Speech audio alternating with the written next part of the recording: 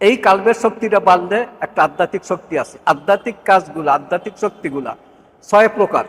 আধ্যাত্মিক শক্তিগুলা 6 প্রকার, যেটাকে সম্মিলিত নাম হইল খাওয়ারেকে আদাত। খাওয়ারেকে আদাত। আপনারা দালালুল খয়রাত কিতাবটা সংগ্রহ করতে চেষ্টা করবেন, সেইখানে এই জিনিসগুলা একটু ব্যাখ্যা বিশ্লেষণ, মানে প্রার্থনা আছে, বিভিন্ন রকমের প্রার্থনা। এই খাওয়ারেকে আদতগুলা 6 প্রকার। কত প্রকার বলছি? 6 প্রকার। এই তথ্যটা কোথায় পাবেন? আমি বইয়ের নামটা বলি। আমাদের বর্তমান হুজুর কেবলার লেখা একটা কিতাব আছে, বাংলা মিলাদ শরীফ ও 12 চাঁদের ফজিলত আমল। এই বইটা আপনারা সংগ্রহ করবেন, এই বইটার মধ্যে পাবেন। 1 নাম্বার হলো ইরহাস। নামটা মনে থাকবে কিনা, বইটা না পড়লে মনে থাকবে না, আমি বলে দিই এখন। ইরহাস। আর আমার একটু অভ্যাস খারাপ, আগামী সপ্তাহে জিজ্ঞাসা করবো না, এটা যে কোনো সময় কইরা বলবো, তাইলে বোঝা ধরা পড়বো আপনার আলেমটা আপনার ভিতরে ঢুকছে কিনা। যখনই কইতে পারেন 12 মাসের যে কোনো সময়, তাইলে বুঝবো যে আলেমটা আপনার ভিতরে আছে। 1 নাম্বারটার নাম কি? ইরহাস। নবী রসুলরা নবী হওয়ার আগে তাদের কাছ থেকে যখন অস্বাভাবিক ঘটনা প্রকাশ পায়, তাদেরকে বলা হয় ইরহাস। ইরহাসটা কি? নবী রসুল হওয়ার আগে, নবী রসুল হওয়ার আগে তাদের কাছ থেকে যে অস্বাভাবিক ঘটনাগুলো প্রকাশ পাইতো, এটার নাম হইল ইরহাস। এটার নাম কি? ইরহাস। এরকম ইরহাস বিভিন্ন নবীদের ঘটনা জানা যাবে। এখন আমাদের নবীর বেলায় কিন্তু ইরহাস নয়। কেউ যদি বলে 40 বছরের সময় নবুয়ত পাইছে তিনি, এটা ভুল হবে। এই তথ্যটা ভুল। 40 বছরের সময় ওনার উপর কোরআন নাজিল হয়েছে, কিন্তু ওনার পরিষ্কার হাদিস আছে, এবং হাদিসটা সাইকুল হাদিস আজিজুল হক সাহেব তার বুখারী শরীফে বাংলা করতে যায় তিনি বলছেন, আমি তখনও নবী যখন আদম এবং হাওয়া, আদম আলাইহিস সালাম খামিরের মধ্যে, অর্থাৎ আটা ময়দা মিশাইলে যে অবস্থা হয় খামির হয়, অর্থাৎ আদম যখন কাদা ও পানিতে, তখনও আমি নবী। এইটা হলো আমাদের আহলে সুন্নাত ওয়াল জামাতের আকীদা। কওমি নাসাবের খুব বড় বড় নাম করা আলেম, ইউটিউব খুললেই দেখবেন, কইলে ওই 40 বছর আমাদের কোনো আদর্শ নয়। আমাদের আদর্শ হইল 23 বছর, অর্থাৎ 40 বছরের পর থেকে। এইখানেই তাদের সাথে আমাদের তফাৎটা আকীদার দিকটা। তাহলে 40 বছরের আগে তারা মানে ওইগুলা শরীয়তের ভিতরে আনে না। নবীজি যে হালিমার বাড়িতে গেছে, ডাইন দুধটা, হালিমার ডাইন দুধ স্তনটা তিনি পান করতেন, বাম স্তনটা রেখে দিতেন ওনার দুধ ভাই আবদুল্লার জন্য, এটা নাকি আমাদের জন্য আদর্শ না। ইনসাফ কিভাবে কায়েম করতে নবীজি দেখাইছেন হালিমার ঘরে 2 বছর পর্যন্ত। 2 বছর ভুলেও হালিমাকে বাম স্তনের দুধটা খাওয়াইতে পারে নাই। এটা ওনার আরেকজন দুধ ভাই ছিল আবদুল্লাহ, আবদুল্লার জন্য রেখে দিতেন। এরকম নবীজি হেল্পফুল ফুজুল করছেন, হিলফুল ফুজুল। তাহলে এটা আমাদের জন্য কি জরুরি, মানাটা জরুরি কিভাবে? নবী করিম সাল্লাল্লাহু আলাইহি ওয়াসাল্লাম 40 বছর অনেক আগেই, 25 বছর বয়সের পর সময় থেকেই তিনি হেরা গুহাতে মুরাকাবা করতেন, ধ্যান করতেন। হ্যাঁ, এই ঘটনাগুলো তো আমাদের জানা। তো নবী যদি আপনি যদি বলেন যে 40 বছর এটা আমাদের মাইনাস, হ্যাঁ, বিখ্যাত লোক একজন, তার লেখা একটা বই আছে, নাম আমি বলতে চাই না, আপনাদের বললে বিখ্যাত ইয়া হবে, বিতর্কের সৃষ্টি করবে। তিনি বলেন যে 40 বছর হইল তিনি আবদুল্লাহর ছেলে। আবদুল্লাহর ছেলে আমাদের আদর্শ নয়। বুঝতে পারছেন? নাম কারণ বিখ্যাত লোক, আমি নাম বললে আপনাদের বিতর্কের সৃষ্টি হবে না। তিনি বললেন আবদুল্লাহর ছেলে মোহাম্মদ আমাদের আদর্শ না, আমাদের হইল রসুল মোহাম্মদ। 24 বছরের সময় তিনি রসুল হয়েছেন, তারপর থেকে তিনি আমাদের আদর্শ। কিন্তু আহলে সুন্নাত ওয়াল জামাতের আকীদা কিন্তু তাই বলেন। বিশেষ করে আমাদের খুতবাটা দেখবেন আপনারা, এই সামনেই 12ই রবিউল আউয়াল আসতেছে।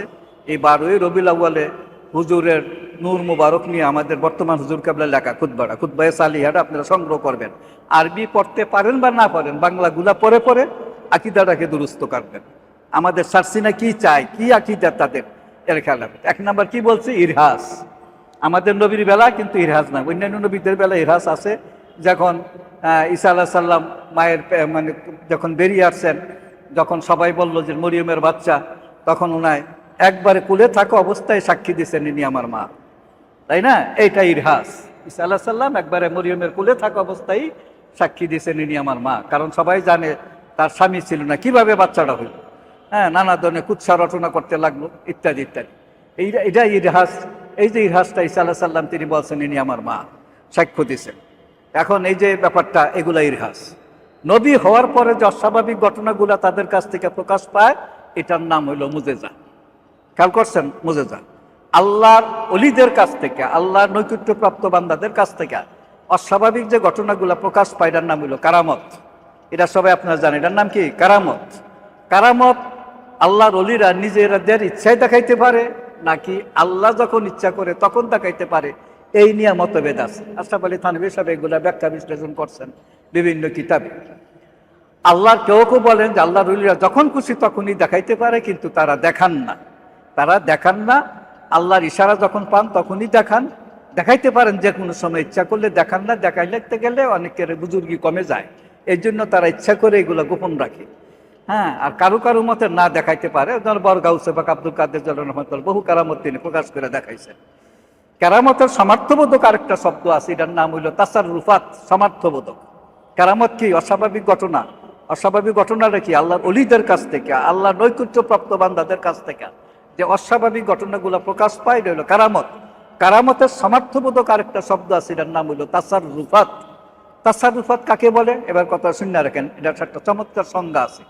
আল্লাহর নৈকট্যপ্রাপ্ত বান্দারা আল্লাহ প্রদত্ত ক্ষমতা বলে জীবিত কালে কিংবা এতেকালের পরেও যে অস্বাভাবিক ঘটনা দেখাইতে পারে, তার নাম তাসাররুফাত।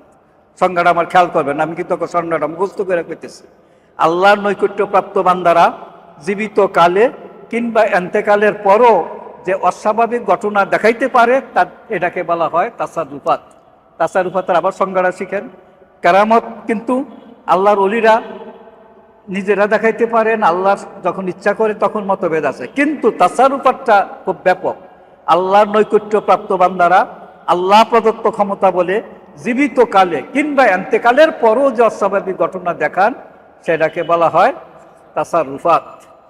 আর কিছু কিছু মোমেন বান্দার কাছ থেকে অস্বাভাবিক ঘটনা প্রকাশ পাওয়া যায়, আপনার আমার দ্বারা ওইটা হইতে পারে।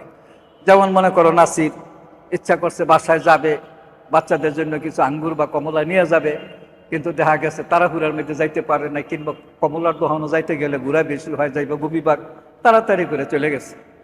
ইচ্ছা ছিল যে ছেলে মেয়েগুলোর জন্য এই ফলগুলো নিয়ে যাবে, কিন্তু আল্লাহর কিষান বাড়িতে গিয়ে দেখেন ওনার এক নিজের কিছু আত্মীয় স্বজন ঠিক এই জাতীয় কমলা নিয়েই বাড়িতে ঢুকছে।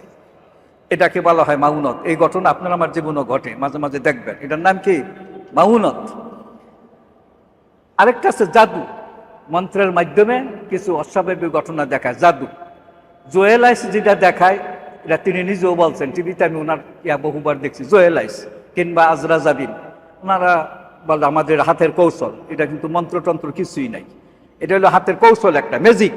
ম্যাজিক আর জাদু দুটো এক না। জাদুটা কি? মন্ত্রের মাধ্যমে কিছু অস্বাভাবিক ঘটনা দেখায়, এটার নাম হলো এস্তেদরাজ।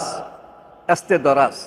আরেকটা হলো বেদিন, কাফের, মুশরিক, ব্রাহ্মণ, যুগী, ঋষি, তাদের কাছ থেকে কিছু অস্বাভাবিক ঘটনা প্রকাশ পায়, এটার নাম হইল ইহানত।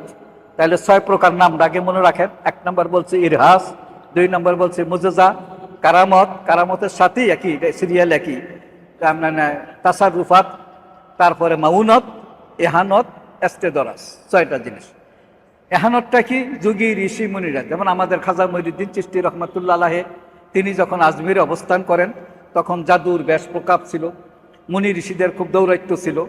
আর আজমির শরীফে এসে পৃথ্বীরাজের আস্তাবলের কাছে তিনি যখন আস্তানা গাড়েন, তখন দেখা গেল দলে দলে মুসলমান হয়ে যাইতেছে। খাজা মঈনুদ্দিন চিশতি রহমতুল্লাহ চেহারা দেখে দেখে 40 জন লোক আছিল সেখানে। মুনি ঋষিরা দেখলেন যে অবস্থা তো খুব খারাপ, এইভাবে যদি চলতে থাকে তখন তারা অজয় পাল নামে একজন লোককে উঠাই দিল উপরে।